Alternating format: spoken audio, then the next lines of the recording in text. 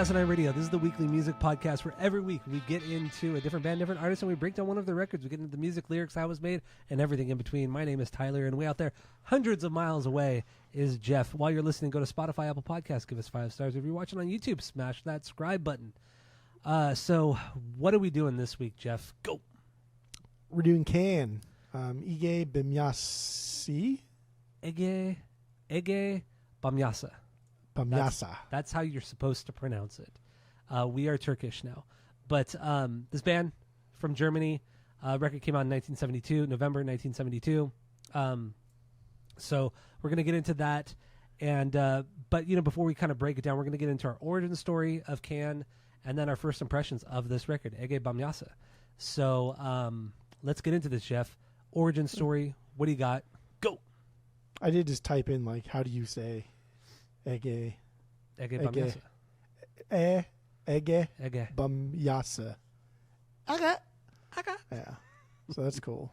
It is. Yeah, that's cool. Anyway, origin story with Can. Is that what you said? Yes. I think I don't know. I feel like you listened to them in high school or something, or somebody else did, and then Kanye did. He borrowed for Drunken Hot Girls. And that was about it. That was it. Never really listened to him until Damo and Omar. Maybe that's what it was. Maybe you get into your thing after that, or I know you will. That's how we do this, back and forth. Yes. But it wasn't until Damo and Omar did their Please Heat This Eventually, where I was like, dude, that guy's so fucking cool. And then I remember listening to Ege Bamyasa, and I was like, that's not what I thought he was going to do on that one. I thought he was going to sound more like Please Hear This Eventually, but it was more like just really lazy singing. And so it kind of turned me off for a long, long time until fairly recently, the past 5 or so years. That's it. Not very exciting. Okay. Yeah, my origin story is the Please Heed This Eventually, the song that Damo did with Omar Rodriguez Lopez. They originally did it back in 2005. But they didn't release it until late 06, early 07. They released it's the live version. They put it on vinyl and all the fucking there was no Spotify back then. It was just iTunes. That's really what it was. iTunes. And you just fucking illegally download it, which I did at the time. So yeah, that's my introduction to Can was Omar working with Damo way back then, and then I dove into this record, Ege Bamyasa, and then Tago Mago as well. But yeah, that's just I feel like I came kind of late into the game with them. But I mean, I don't know how else I would have ever heard of Can, had it not been for Omar, because I was just so obsessed with Mars Volta at the time. But yeah, that's my origin story, and then I probably showed you, or I don't know how it went back then. But yeah, that's my origin story. I'm sticking to it. That's my origin story.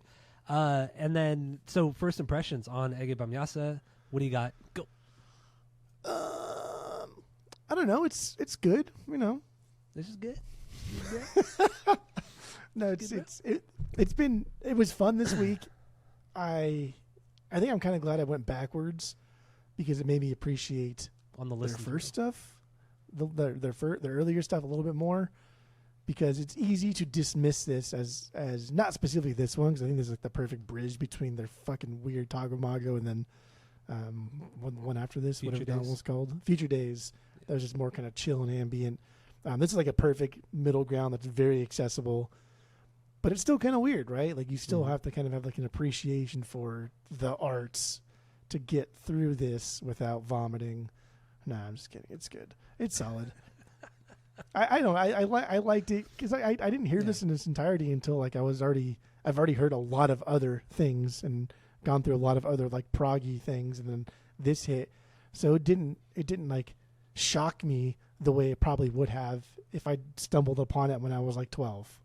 Yeah, right. I think I'd listened to Spock's Beard in high school more than I did ever Can, and so listening to kind of proggy stuff and then getting into this was fine. I liked reggae a lot too, so I don't know. I don't fucking know. This wasn't that weird. Yeah, I still don't think Ege Bamyasi is that weird either. I don't think it's that weird of a record. I think Tago Mago is way crazier. But like you mentioned earlier with your experience with like Please Heed This Eventually by Omar that Damo was on, it's like I hear that's the first thing I hear, that fucking almost 30-minute jam, and then I throw on this record Ege Bamyasa, and I'm like, what the I was honestly a little bit disappointed because I thought Damo was going to sound like he does on that. And I don't know why I shouldn't have thought this, but I thought, okay, the guitar is going to be as crazy and wonky and wanky as Omar plays, but it's not.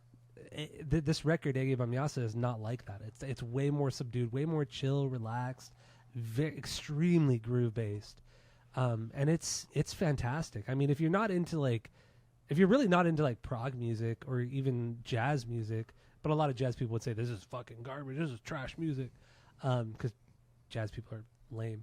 But yeah, you're just not gonna like this. And most people are just, this is not meant for mass consumption. Yet this record is so influential to so many fucking bands, which is cool. I mean, it's the krautrock, right? It's the krautrock sound that Kraftwerk would take and run with and make it a killer career. And there are a lot of people that like this sound. And there's a lot of bands, too, that Spotify was playing for me after the Can records would end that I never listened to. But I was like, yeah, that's pretty fucking good, actually. I like that. Some of it was the early Tangerine Dream stuff, because Sloan likes them a lot, but he likes the later where it's just straight fucking ambient noise. And again, I don't like that at all. I think it's fucking boring. Kind of like a lot of like hard bop too stuff, like jazz. I think it's kind of boring, so I don't listen to a lot of it. But I don't know. Yeah. Butts. Yeah, and this is also kind of a departure for the band at this time. You know, their third record. They had recorded the first two records in like an artist commune in a castle in Cologne, Germany called Schloss Norvenich, and then they moved into from there, and they actually ended up having to move because of noise complaints. So they left the castle and they occupied some like old movie theater in Weilerswist. It's right near Cologne. I don't fucking know where. But yeah, they ended up occupying that spot, calling it Inner Space Studio. They ended up getting like, I think it was like 1,500 mattresses, and they fucking soundproofed the whole fucking building with like old army bunker mattresses and shit. Fucking crazy shit. But yeah, anyway, it just that was like, it was a departure for them there, and they just kind of just jammed it out. And so what's crazy about this record? So there's 7 songs. And they recorded it from December of 71 to June of 72. They ended up recording 3 songs like a week before the deadline in June. Then they had 3 songs that were like on the Soundtracks record that they threw on, or not that, but they were like already pre-recorded. So they were already songs that were recorded. And then the day before the deadline, they recorded the song Soup. So everything was done within a week. They recorded for 6 months. But everything you hear on the record was done a week before the deadline of this record, which is fucking so stupid. It's just so silly. It's so silly. These are from like what I've read and what I gather from these guys, for lack of a better word, but like pretentious musicians is kind of like what comes to mind. Like they're all like classically trained. They know how to play a shit ton of instruments. Yeah.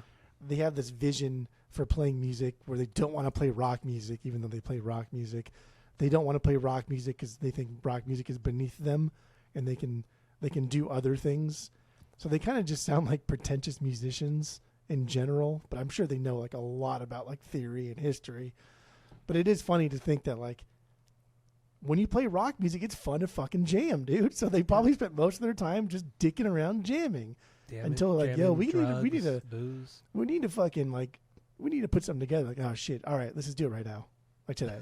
We'll finish it today because they can.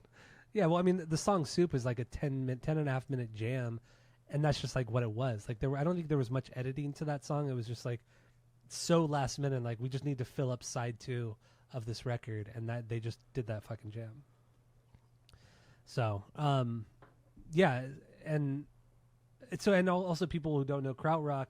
It's a very kind of obscure genre, but it was from West Germany, has elements of, you know, psych rock, like avant-garde jazz, experimental, concrete, just really experimental shit. So it's just this weird like combination of music that was just, it's such a niche thing in music history, and it was just so short lived over like not even a decade. Like it's such a short amount of time that the genre was around. But it's cool. It's cool. I mean, it exploded fast. It got really weird. And I mean, post World War II Germany, I'm sure it was a fucking nightmare to live in.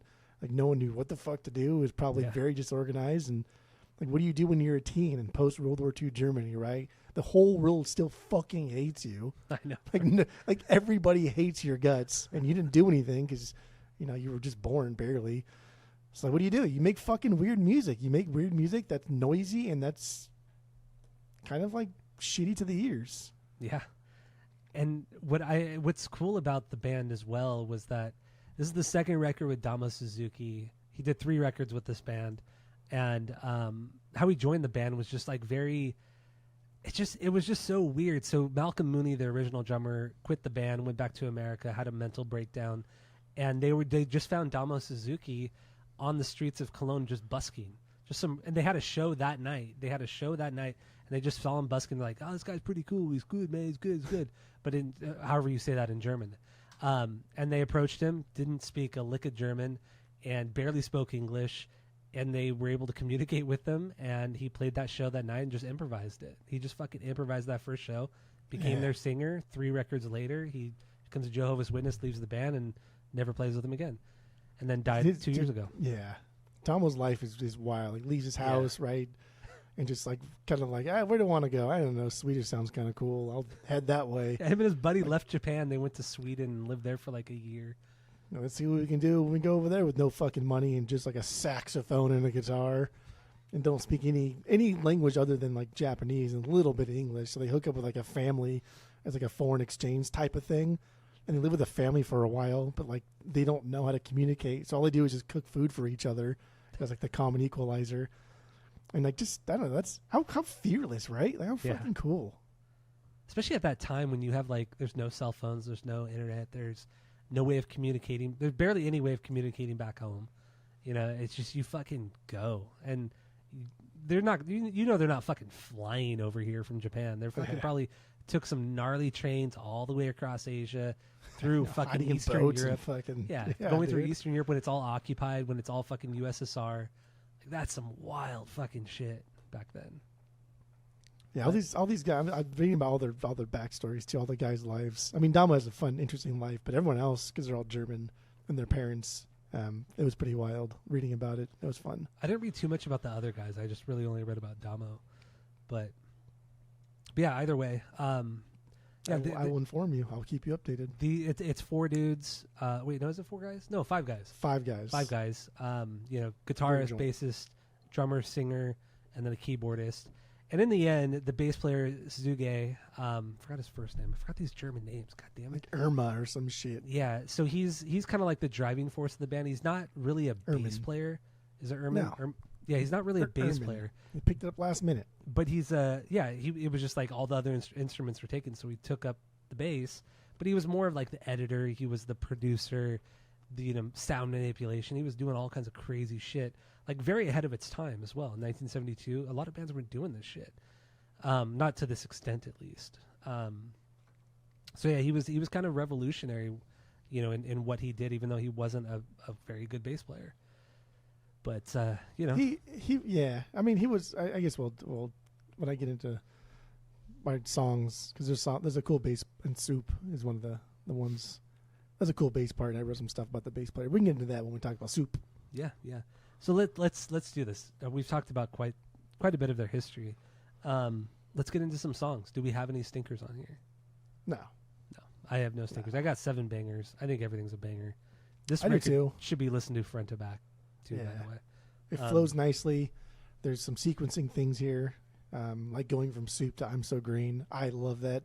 There's some cool sequencing things, and yeah, it should be front to back. That's what this is. I mean, I did rank them, my favorites, but Sure. But in the end, it should be listened to front to back. Cool. Should we just run through the 7 songs? Yeah, we can do that. That's good. Let's get into Pinch. What do you got on here? Pinch harmonics. Basically centered around the drum beat and Damo, right? Everything else is just kind of supplements here. It's funky, very groove heavy, very experimental. We get a nice long jam though that doesn't get too repetitive, because a lot of times what Can likes to do is just do like a repetitive kind of beat, a repetitive, almost a loop, and just extrapolate from that, right? Build off of that. But this is kind of cool because the drums here get a little bit more percussive based and a little bit more tribal sounding. Yeah. Carolee, I don't know how to say that German last name. Carolee, the guitar player, does a great job of just filling up space. Carolee does a great job filling up space when needed, but it's never too much.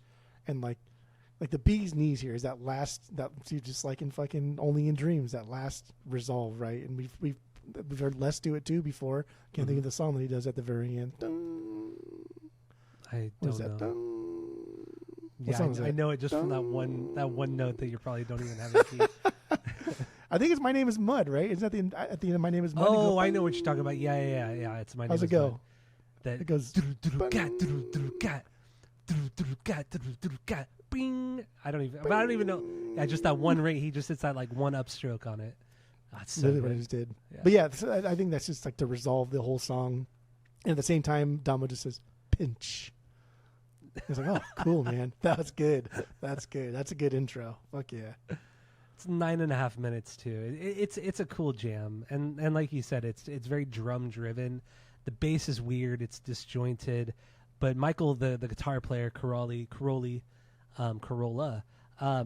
he just kind of like lays back and just grooves and doesn't take up space. He just kind of fills in a little bit. He's just there for the song and just jam a tiny bit. But he never like shines. He never comes to the forefront and really shines on any of these songs, which is cool too. Some cool funk rhythm stuff going on here. And then Damo's just being himself. Yeah, it's just being fucking weird, saying nonsense. I mean, I have like no notes on these lyrics. I don't know what the fuck he's ever talking about. I think it's just like a stream of consciousness. I wonder how long it took people, like when this record came out, I wonder how long it took people to even realize that he's singing in English. Because there's no fucking way, right? There's no liner notes, and like if you're borrowing this record from your buddy, like he's giving you the record in like a sleeve, right? There's no Spotify, there's no Genius. Yeah, it's like you don't know what the fuck he's saying, and even like I had the lyrics in front of me, and still like I don't know if he's saying that. I thought the same exact thing. Yeah, I don't think so, man. It's like I have no fucking idea, but I think this song he's just like emotion, right? He's just trying to like tap into something primal. He's trying to like get down to like his primal basics and start the record off here, which I think is really cool. I really like that because I got like 3 songs in them. Like none of this makes any sense. The lyrics don't make any sense on Genius, and it doesn't sound like what he's actually saying really. Like if it sounds more just like guesswork. So yeah, I barely have any notes for the lyrics, and that's okay, man. That's okay. But yeah, Pinch, great song. But Pinch. It's just I think it's one of like the most experimental jammy songs on the whole record. There's certainly, I mean, the soundtrack songs or the songs that they recorded outside of this record are just way more conventional, and they were clearly meant for a different purpose, like Vitamin C and shit like that, which we'll get into. But yeah, Pinch, good stuff. So Pinchy, yes. Let's get into Sing Swan Song. What do you got on this Sing Swan Song. I like the sequence going into this, the running water, right? And then going into the Drunken Hot Girls thing. Very, very melancholic, but also kind of like foreboding.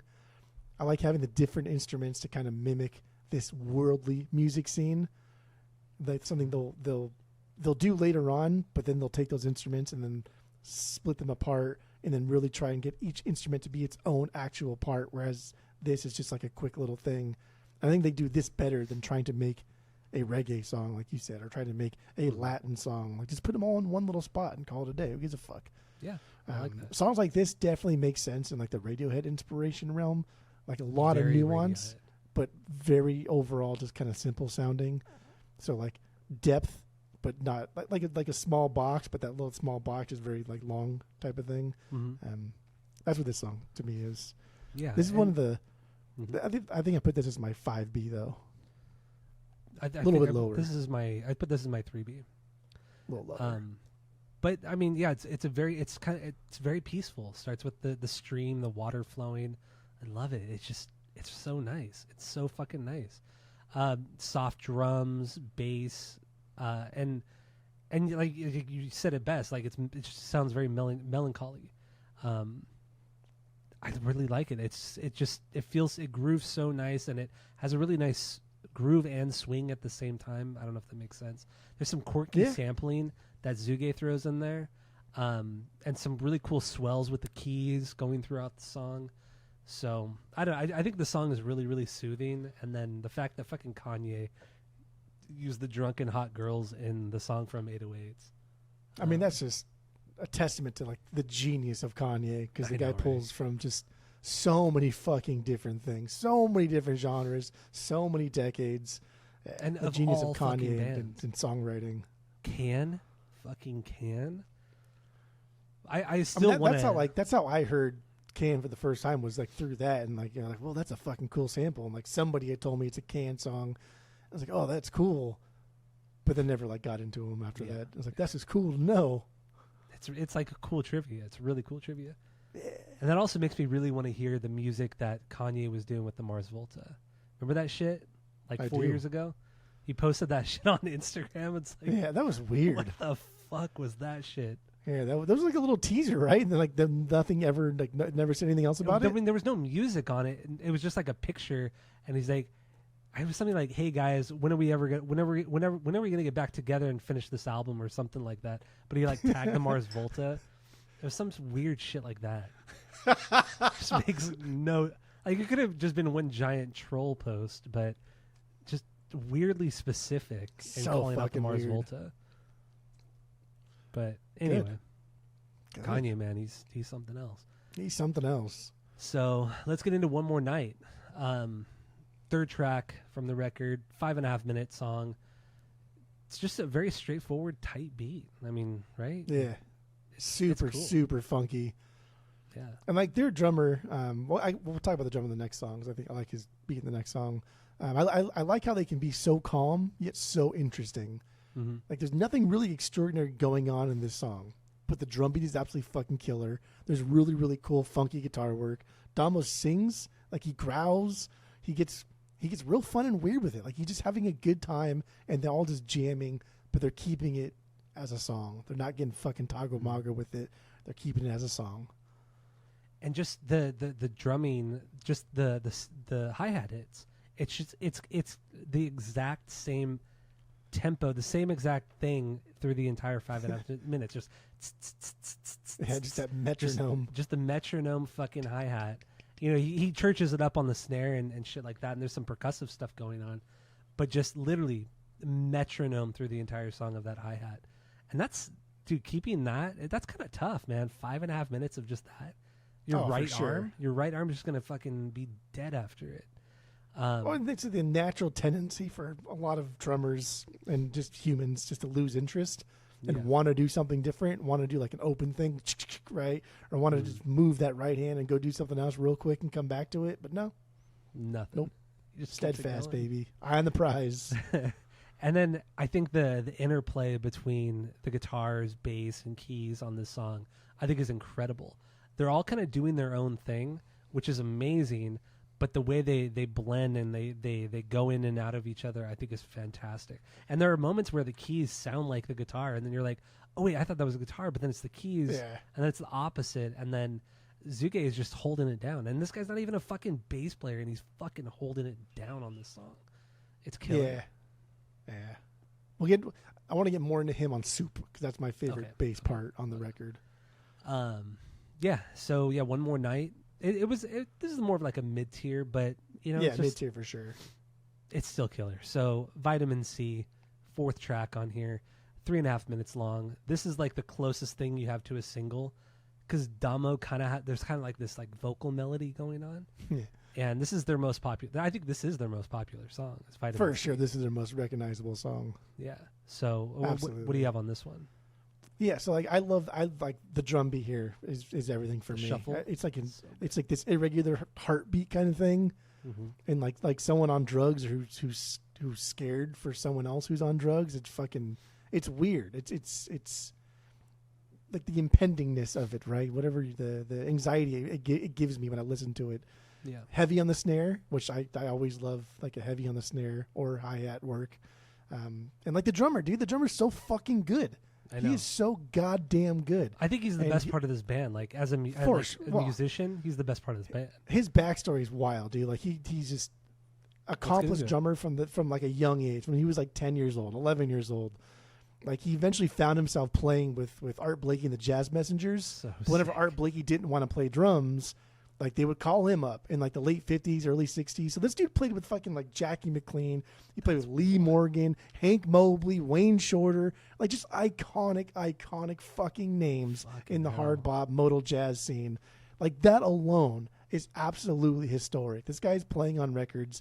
And then now that this whole week I've been looking at all the records that are from Art Blakey and the Messengers, looking on the back to see if he was on those records. Because not a lot of, I mean, Discogs is probably a better way to use it, but like on Wiki, there's not like a whole list of things. Like Josh Freese has that fucking extensive list of things he's played on. It wasn't like that for this guy. But yeah, dude, like that's crazy. This guy's like 9 years old and already a fucking accomplished drummer. And by the time he's 20, he's playing with like literally some of the most iconic names in jazz outside of Miles Davis. Yeah, that's fucking wild, man. And then like it makes sense. Like this song is he's playing a jazz drum here. Like that's what he's doing in this right now. Man, it's perfect. No, and Damo and I think his name is Yaki Lazabit. Jackie Lazabit. Wait, is he the drummer, right? I think all fucking Germans. Well, I said drummer. I didn't say German. Oh yeah, drummer. German drummer. Yeah, they're all Germans, of course. German drummer. Damo. Well, Damo's not. Damo's the only one that's not. Yeah. So yeah, and I think that bass line is super fucking groovy too. Groovy bass line. Keyboard organ, solo. Organ that thing comes in. Organ keyboard solo.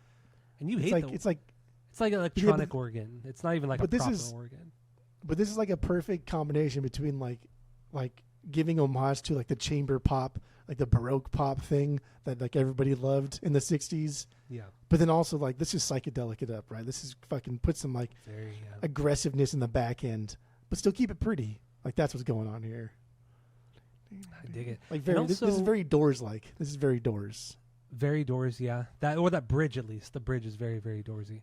I guess even the vocals, Damo's vocals are a little Jim Morrison-ish. A little bit. I mean, the poetic aspect of it, yeah. Just and kind of like singing from the heart, even though you're not really singing. You're just making noise with your mouth.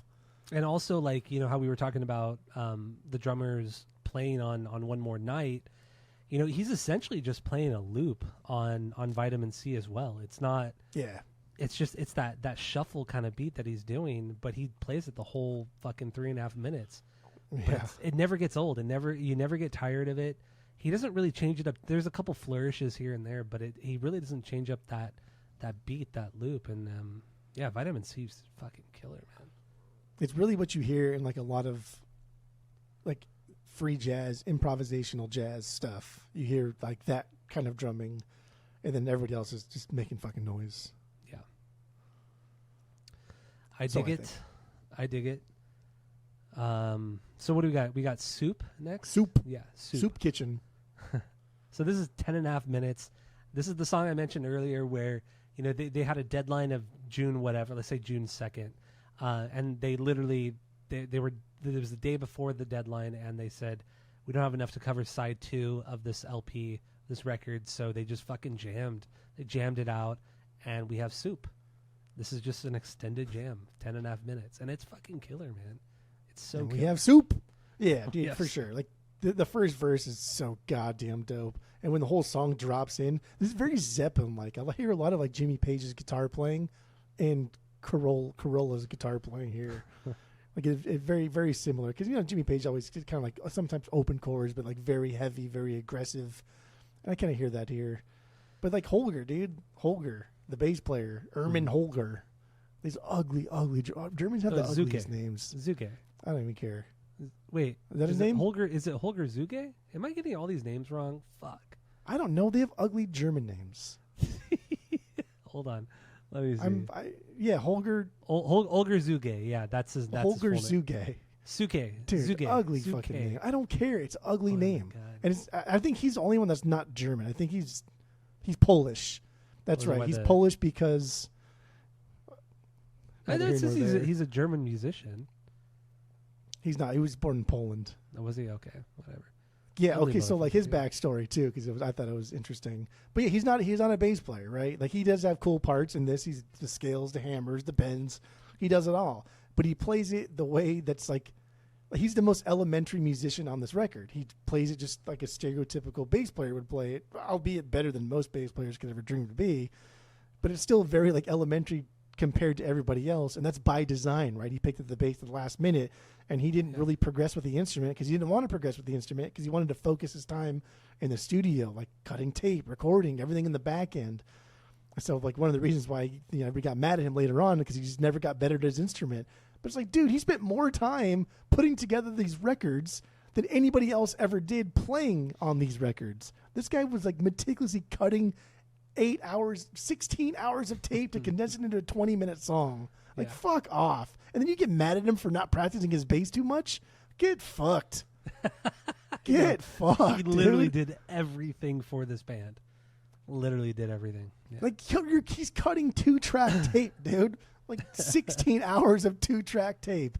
Like the Grateful Dead did this shit on their second record, but that was like 4 of them that were in the studio doing it together and sharing it, sharing the duties. This is just him by himself.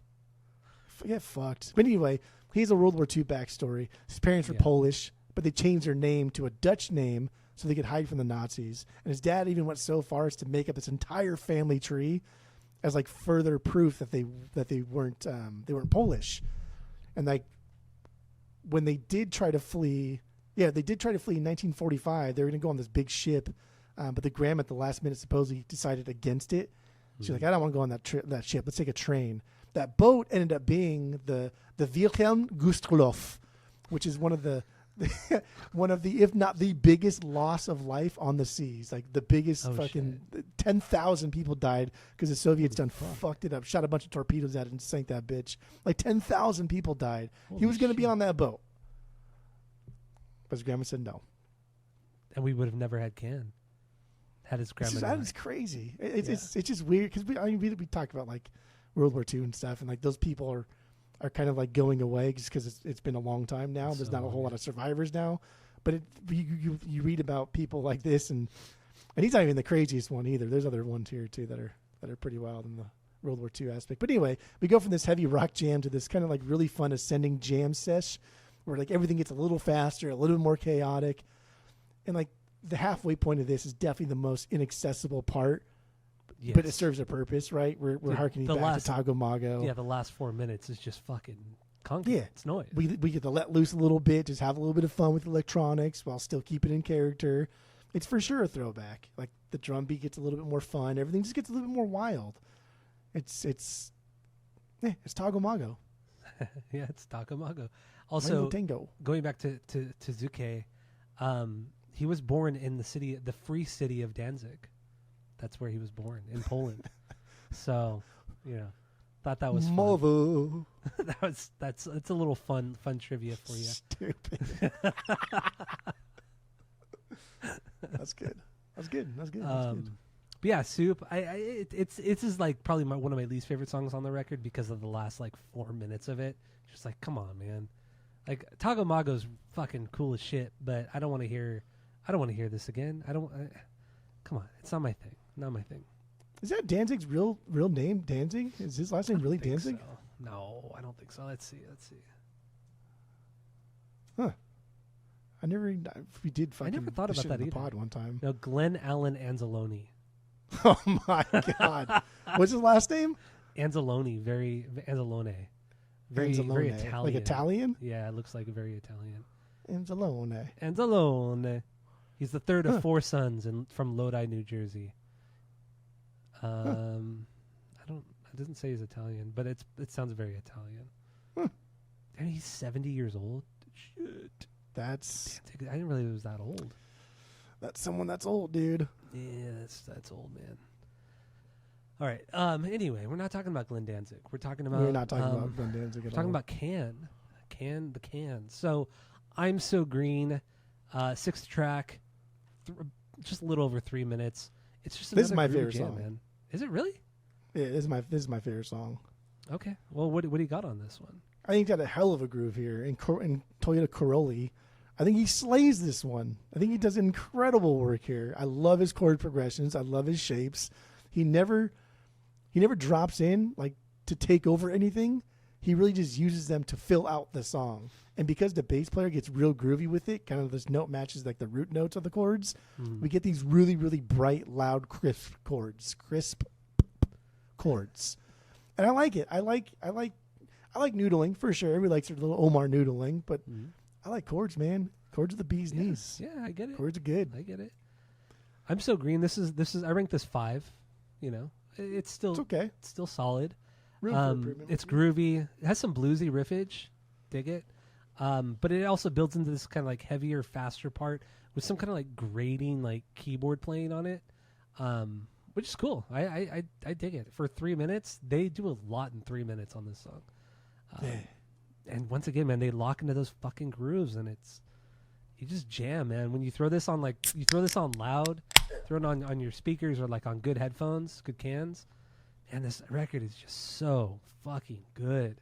You just feel good. Do you have this record on the vinyls? I do have this. I have this, and I have Tago Mago on vinyl. But they're both represses. I mean, I would love to have an OG of it, but an OG of Ege Bamyasi is like, I think it's like $350. It's fucking they're expensive. they're all well into the hundreds. Yeah. I would have the represses too, but I'm telling you, dude, like I've never seen Can and even represses. I don't go to a lot of record stores though, but I've been to enough. Like Grace would have them mostly. Yeah, but it's like you going to a lot of record stores is like 5 record stores. Because out in Arizona, there's not a lot to choose from. But, you know, being in Orange County and LA County, I've been to like probably 30 record stores, at least 30 record stores. So it's like over the last 5 years since we started collecting, 5.5 years since we started collecting. But I haven't been to that many record stores. I've seen this record a lot. I've seen Tago Mago a lot, and I used to see what's the Can record with the one with the screwdriver, or not the screwdriver, the fucking wrench. The wrench. It's Can. It's yeah. Can's Can. I've seen that. Worst record. I've seen that a bunch, and then I've also seen the white cover where it looks like hands pulling the white cover. I think it's Out of Reach. Out of Reach. Yeah, I've seen that one a lot too. But it's like nobody wants that shit. That's why you see them a lot. They're garbage. Yeah, nobody wants that. But otherwise. So anyway, back to Toyota Corolla. He was the son of a Nazi. Okay. Doesn't surprise me. You don't find that interesting? I find that interesting. I find it. Yeah, I find it very interesting. Yeah, Arnold he was the son of a Schwarzenegger, Nazi. He was the son of a Nazi too. Yeah, but we're not talking about Arnold Schwarzenegger. We're talking I'm about just saying, it's Cans. like there was a lot of popular people who were sons of Nazis or Nazis. I guess you don't find that interesting. I thought it was. I literally said it was interesting. Yeah, like Toyota Corolla was the son of a Nazi. His dad ended up getting shot in his lung, so he ended up getting back or not serving as of like 1943 or something like that. But he was eventually freed and cleared during the Nuremberg trials. So I think that's more interesting too. I think that's even more interesting. Yeah. But yeah, Toyota Corolla, classically trained in a ton of different instruments. It's cool that he hooked up with Holger because he was his student, and they both introduced each other to various forms of music. Like one is like, oh, I like Jimi Hendrix, and one's like, oh, I like Bach and Beethoven, and I'm fucking pretentious. And they kind of went back and forth like that. But they all kind of met like at school, at this fucking classical musical school where they like were taught by this same guy. And like Ermin, the keyboardist. Ermin Schmidt. I think Ermin Schmidt, the keyboardist. And then this other guy, David Johnson, who was part of the band but hated fucking Mooney's shit and vocals. Talk about like couldn't the most stand him. Generic name out of all of these guys. David Johnson. Even like Malcolm Mooney is like a weird name. David Johnson didn't like Malcolm Mooney's vocal. He thought he was too goofy, and David Johnson didn't like that they were playing more rock. He wanted them to be more avant-garde. So he took off, I think, before their first record dropped. But they all met at like this kind of like prestigious school, I think in Cologne. Like that's where they all kind of like formed and met. I don't know. That's kind of cool. What's cool about this song, going back to it, is how much more like basic pop it is compared to other Can tracks. Like Krautrock doesn't have to be fucking just like all dark and uber experimental and just artistically abstract. Fucking hell. Like it's okay to also incorporate experimental pop, right? Which I think allows for the musician side of these groups to come forward in the jam rather than just like the subjective artistic side. And like that's my big problem with Can and Krautrock and just any band that wants to put art forward and then the music in the back. I just it's not my thing. Yeah, not my thing either. So getting into the final track, Spoon, another song just over 3 minutes long. Sounds big. I mean, they're just kind of doing their own thing. Every guy, every individual's doing their own thing, but it's just another moment where everything just kind of intertwines and blends together, and it's extremely jammy and groovy too. And there's some cool like kind of circus kind of keys that are playing in the beginning, and it's just so aggressive. It's aggressive, but it makes sense. So hard, but it makes sense. It's good for the song. It it's adds to the psychedelic element of the song. It's aggressive organ over like the electronic percussion. I think it's fucking fantastic. I think they went full send with it. Like fuck it, just do it all. Put it all in Beatles there. too. It's very like Sgt. Pepper's Revolver, especially Revolver, very Revolver sounding on this particular song. I like it. And it's cool. It's cool how they can make something. They make something that would be otherwise kind of goofy. Like this is kind of goofy, but it still sounds kind of dark and scary. Yeah, all these songs are still kind of like somber and dark, a little bit scary, a little. Maybe it's just a German thing. Like when you watch scary. like Dumbo, like the Disney movie Dumbo. It's like there's some like weird, trippy, fucked up shit in that movie that's a little bit creepy. Like because the music is kind of fucked up in that movie. And Winnie the Pooh. Yeah, Winnie the Pooh. Yeah. Trippy sequence in Winnie the Pooh. Yeah, that was one of our favorite rides to go on at Disneyland when we were super toasty.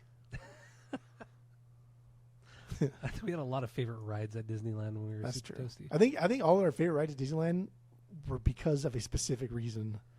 Yeah, like Mr. Toad's Wild Ride. Dude, I love that ride. The story in that, you go to fucking hell. You get hit by a train and die, go to hell. And then it gets hot. And they turn the heater up and it's like fucking like really kind of hot. Like, whoa, that was pretty intense for a child's ride that only lasted 35 seconds. Right. I just stood in line an hour and a half to go on a 35-second ride. But then we liked the storybook. We liked the storybook ride, remember? Because like the one time we went on it when we were super drunk, and our person were like, they tell a good story. And remember we used to bring the flashlights. We brought the flashlights. Oh my god! And shine the flashlights on the fucking parents in the cages, and they did not like it. Yeah, because there's this little train that runs above the storybook ride, and it's like this little train, but you're in like animal cages. So we had like the flashlights, and we're like flashing the flashlights in them like we're fucking poachers or some shit like that. It was fucked up. Never got in trouble. Never got kicked out. Never. No. Not even. We didn't even get close to getting kicked out there. But we got. I mean, I don't know. I think it's always because we're never like fighty when we're drunk. We're just we never fight. Very very loud and boisterous. We're always laughing and joking, but never fighty. Never fighty. Never fighty. Yeah. Good. I don't want to. I can't get into some of the shit we used to do at Disneyland. Also, the song Spoon was using a German TV show as their theme song, and in English it was called The Knife, but in German it was called Das Messer. You like that, huh? I just like the German language because it just sounds like everything they say is so douchey, so aggressive. Yeah, like they're still so angry. Why are you so mad? German people are really cool, man. I had a German friend for a long time. I worked with her, and we used to hang out with Tammy. I used to hang out with her and her husband a lot. Man, she was so cool, man. She was born and raised in Munich, came to the States in the like mid-20s, and she was really fun. She was really cool. She loved to party, and just Germans are weird, man. Germans they got a lot of making up to do, so they need to be nice. But they're just fucking weird, man. They I can't even explain what she used to do, but apparently it was just like a very German thing. They're really meticulous. They're very like, I don't know, precise. I can't even explain it, but I don't know. That's just how she was. Not that precise. Well, okay, that's true. No, we were in Germany. We were during the Euro Cup. Like it was fucking really fun. They were like some of the nicest people in all of Europe. Yeah, that's true. The Germans were probably I would say the Germans were the nicest. If we had to like rank the countries, like Germany would be up. The Germans would be up there. Yeah, as the nicest. Yeah, I would say so. Yeah, I think they may have been the nicest. Yeah, they were really cool. We spent a lot of time there too. We spent about a week. Yeah, there. We stole from them. We stole from a hotel. You Just a glass. skipped out on our tab. Skipped out on a tab. Stole You the glass. stole the glass. I did steal the glass. But we did skip out on like a $300 tab. So at the hotel we were staying at. Yeah. So. And then we still had like another night after we skipped out on the tab. It's true. We still So stayed there. So we didn't even leave. We didn't. So we just avoided the fucking bar. We like went around the long way out of the hotel whenever we left or came back. Stupid. Yeah. Somebody decides to start drilling or something right now at 8:15 at night, but that's cool too. Good. But anyway, Spoon. Do we have anything else on this one? That's all I got. Yeah. I mean, A little shorty, huh? Yeah, this is actually way shorter. I thought it was gonna be. I knew it was gonna be short, but not this short. There's not like a whole lot to. I mean, maybe we just missed a boat here, right? And maybe there's these like deep, complex rhythms that are based in like North African lore that we're completely missing the boat on. I don't know. Maybe some crazy musical theory that, this is in fucking 3/5 or some shit like that. I'm sure these little fucking butt munchers on YouTube will be like, well, actually, and let us know. Well, actually, you missed this, and that. They actually did this. This is why they did this. This is why they transitioned this way. It's like, okay, that's cool, I guess. Inspiration from Beethoven's Ninth. Oh, even. Fuck off. But dude. we're not that deep. We're not that deep. We try to do everything. No one should really be that deep in a format like this. Just nobody. Yeah. I did. Before we wrap it up here, there was a quote on somewhere in their stuff I was reading, but an early critic saw the band play live one time, and when they asked him like how it was, he said like, oh, it was motherfucker. The dogs are going crazy. Do you hear him? I hear him. Do I hear them? Of course they fucking hear them. That's how you talk. I don't know why I said like that. I don't know why you said it like that. He said it was great, but I didn't know it was music. I was like, oh, that's perfect can. That's can, dude. Yeah, that is. That really is. But can you imagine being in like fucking somewhere? I don't know. Let's say fucking Munich, because we've been to Munich. Can you imagine being in Munich and we fucking in the early 70s and we fucking see Can play in some 200 person, 100 person club? God damn, dude, that'd be so. That's like one of those things where like I wish I can go back in time and see this one particular band, like going back to like 1972, seeing Can in fucking Munich, Germany, or some shit. That would be fucking sick. That would. I read too that first show that Damo played wasn't very good. It wasn't a good show, but they all enjoyed it so much that he just kept coming back and back. But that venue they played at held like 1,000 people or so. But by the time they were done playing, there was like 15 people left. Yeah. They like fuck it. They played the entire set. They didn't skip a beat. That's so rad. So rad. Like that would have been fun to see because like knowing where Can ends up and seeing them like this, like that would have been fun. Yeah, and then also I was reading too. They shortly after this record came out, they did a tour of just England. It was just England, Germany, and France, and it was a 3-month tour. And it's like, I mean, these countries aren't big. Like, where are you going? Just where the fuck are you going? Especially in England. England, Germany, and France? Yeah, especially England. It's such a small country. Like, where are you going? Where are you spending a month in England?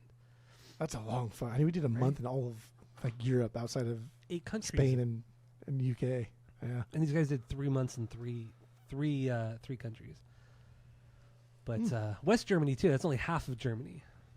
So maybe they probably did like back-to-back nights, right? Like a Grateful Dead type of thing, 3 nights in a row. But even still, that's still fucking. That's a lot. That's a lot of playing. Who's going to watch you in 1972, 1973? Who's going to watch you? I'm not. We're not even alive. You don't know that. Well, that's true. So anyway, let's wrap this up. Give our final thoughts. Dude, what are they signed? I don't know what they're doing over there. Who is it? It's one of the neighbor. I don't know which neighbor, but I don't know what they're doing. Yeah, cut it out back there. So yeah, let's wrap it up. Give our final thoughts and rate the record based off of our world famous 3-point rating system. Where 3 is a perfect album, 2 is a good album you're going to continue to listen to, 1 is a bad album but give it a shot, and 0 is the worst thing you've ever heard. What do you got? Go. Can. What can we say about Can? There's not a whole lot to say about Can. You listen to them and you go, okay, I get it. All you really need is a couple, like 4 or 5 of their records. I think 5 of the records are fun. You really only need like 2 or 3 of them, to be honest.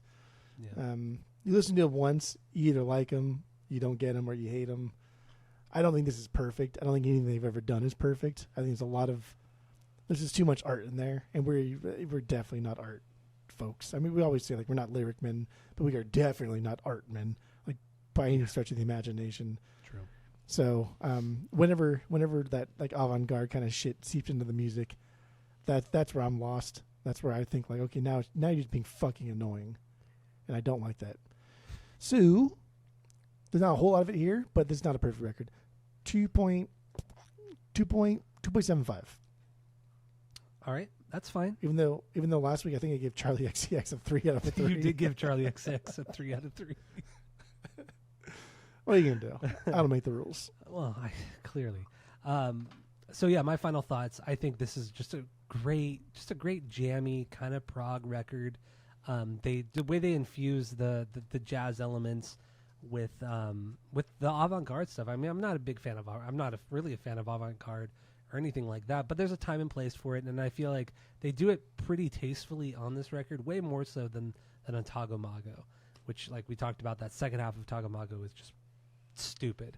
It's pretty wild, yeah. But no, I think this is really well balanced. It's a 40-minute record. It's not that long, and it never gets tired. I never get bored. So yeah, I don't know. I mean, I don't do it often, but I'll give this a perfect 3 out of 3. Why not? Just okay. It's perfect. Like, I've never gotten tired of this record. No, never getting tired of something doesn't mean that it's perfect. But it is. I don't think Little Caesars is perfect pizza, but I don't get tired of it. I can still eat it. Okay, over and over it's also a perfect record $6. because it's influenced so many bands. What they're doing is pretty different, even within like the krautrock. You know, just because it's influential doesn't mean it's perfect. It's true. No, you're right. You're absolutely right. But they just did it so well. They did it so well, and also Zuge, what he was doing with like the tape loops and the sound manipulation. That's some shit that was so ahead of its time, and it's not like overdone on this record because it wasn't. He was the first one to do it. Like there wasn't doing that, but not to this extent. Yeah, but it wasn't like too extent. much. No, shut the fuck up. You don't know what you're talking about. Okay. But anyway, perfect 3 out of 3 with Ege Bamyasi. Killer fucking record, and that's all we have for this one. That's all we have. That's it, dude. That's it for krautrock season. Yeah, less than an hour. We busted this out in less than an hour, so that's good. Less than Jake, less than an hour. Not bad. So thank you all for listening. Go to Spotify, Apple Podcasts, give us 5 stars. If you're watching on YouTube, smash that subscribe button. That's what the kids say. So that's all we have. And what are you laughing about? Because like our short episodes are the ones where we don't argue. That's why they're short.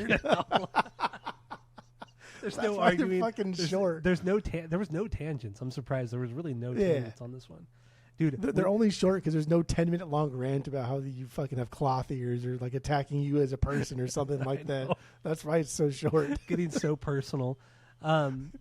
Actually, I don't fuck it. We're still recording. I don't give a fuck. This is the end of the episode.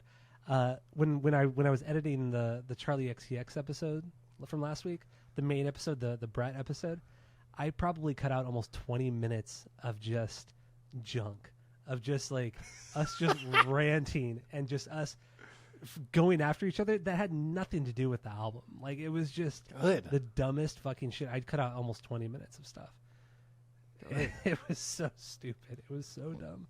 Well, that's the stuff you want to hear. Nobody wants to hear that. I didn't want to hear it. I was like skipping ahead. I'm like, when the fuck do we shut up? Like, when do we stop talking? And you skip. You're like, no, keep going. I would go like 30 seconds. I would go like a minute. Like, we're still going. It's just going. What was the big one? We started talking about like politics and like political campaigns.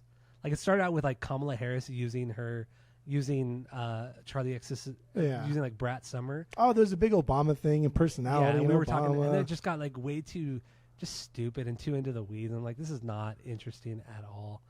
This is just us fighting for the sake of arguing it, there was no point in it. So cut it out. But anyway, now we're just extending this episode by talking about nonsense. So there we go. And that's it. That's all.